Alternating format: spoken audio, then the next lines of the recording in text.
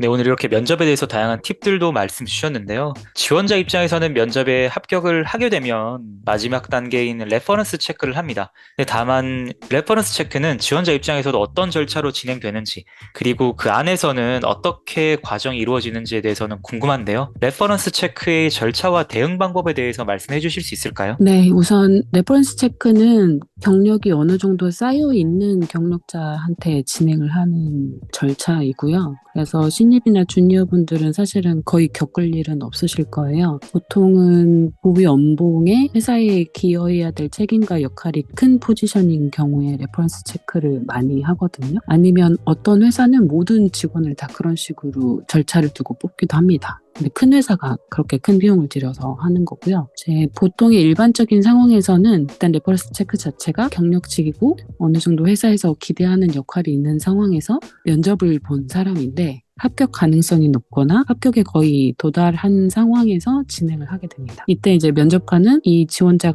면접자가 마음에 들었기 때문에 합격은 시키고 싶은데 혹시라도 입사 후에 예상치 못한 문제가 생기면 안 되니까 우리가 모르는 어떤 단점이 있는지 그걸 확인하고 싶어 하는 게 첫 번째 이유로 이제 진행을 하는 거고요. 그리고 면접 과정에서 듣게 된 성과가 실제로 그 사람이 만들어낸 성과가 맞는지, 그러니까 이제 부풀려서 포장이 된 게 있나 하는 그런 궁금증에 레퍼런스 체크를 진행하게 됩니다. 보통 절차를 설명을 드리면은 첫 번째로는 그 면접자에게 레퍼런스 체크를 진행하는 단계라고 하면서 일종의 문서를 메일로 보내서 동의서를 받는 건데요. 서명을 하는 거죠. 그래서 면접자는 나에 대한 레퍼런스 체크를 해도 괜찮다 하는 동의를 서명을 하는 문서를 보내게 되고요. 그러면 이건 인사팀이나 특정 업체에서 연락이 오게 되는데 그 절차대로 이제 서명을 하고 진행을 하시는 거고, 이때 서명을 안 하고 아니면 뭐 레퍼런스 체크 절차 자체가 있다는 얘기를 듣지 못했는데 하게 되는 상황이 우연히 알게 되는 경우가 있어요.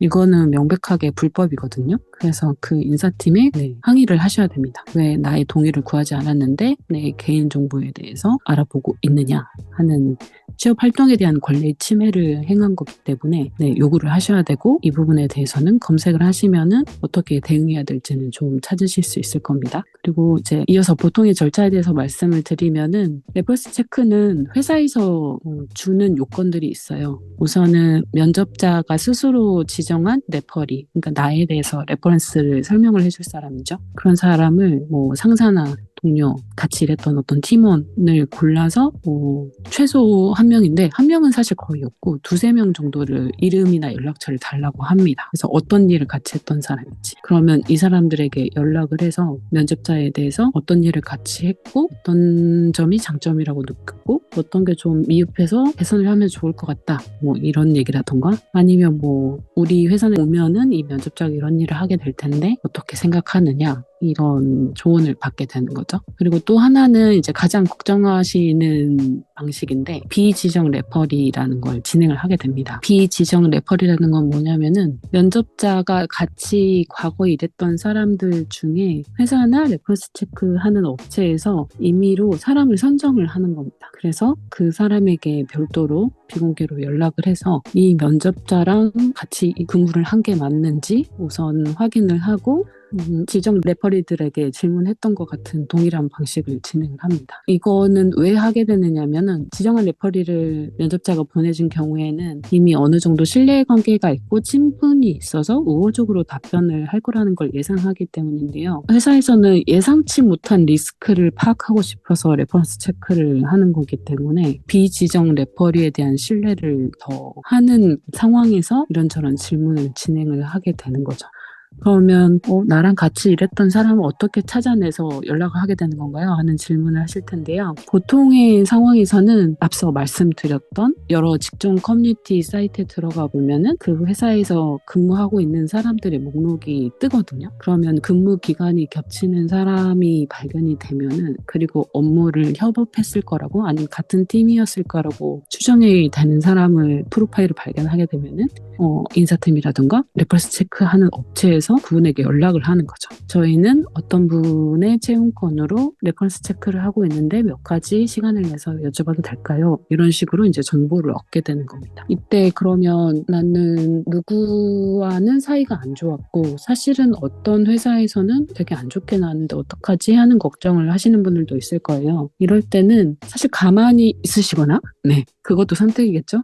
아니면은 내 입장을 어필할 필요가 있다. 사실은 이런 내막이 있었다. 상황이 있었다 하는 설명이 필요하다고 생각이 드시면 인사팀에 따로 뭐 메일을 보내거나 이야기를 하시는 게 좋습니다. 레퍼런스 체크를 할 때 이 점은 유념해서 검토를 해줬으면 좋겠다 하는 방식으로 어떤 회사에 있을 때 뭐 이런 일이 있었고 그래서 난 이런 식으로 대처를 했고 해당 회사에서는 이런 반응이 있었고 그래서 결과적으로는 안 좋은 상황이 이어졌다. 그러니 그 회사에서 같이 일했던 사람에게 레퍼런스 체크를 하면은 나에 대해서 이런 안 좋은 레퍼런스 결과를 듣게 될 수 있다. 근데 나는 이런 상황이기 때문에 이렇게 대처했던 것이다. 하는 걸 미리 이야기를 하시는 거죠. 그러면 회사 입장에서는 물론 안 좋은 얘기, 안 듣고 싶었던 얘기도 듣게 된 상황이긴 하겠지만 이 두 가지 정보를 조합을 해서 전체적인 이제 정황을 정리를 해보겠죠. 그런 다음에 그동안 이제 면접 과정에서 확인했던 이 면접자의 장점이 그걸 상쇄하는 지점이 있다면은 좋은 결과로 연결이 될 거고요. 고민 끝에 아무래도 이건 우리에게 큰 리스크다 하면은 그 단계에서 이제 탈락을 하시게 되겠죠. 근데 가고 싶었던 회사인데 탈락을 하면 당연히 기분 좋지 않겠죠. 많이 절망을 하실 수도 있는데요. 너무 좌절은 안 하셨으면 좋겠고 그 회사에서 일하는 분위기가 나랑 안 맞는 거니 인연이 안 맞는 거다. 이렇게 정리를 하시는 게 맞고 실제로 그렇습니다. 그러니까 회사는 많고 또 본인의 진심을 알아주는 회사는 어딘가에 존재할 거예요. 그러니까 이직을 원하시면 이제 꾸준히 도전을 하시고 나랑 맞는 인연을 찾는 과정을 계속 이어나가는 과정이라고 생각하시면서 이 실패는 그 과정 중에 조금은 씁쓸한 과정 중에 하나라고 여기시면서 빨리 털어내셨으면 좋겠습니다. 물론 좋은 결과로 이어지면은 그걸로 끝이니까 걱정하실 건 없겠죠.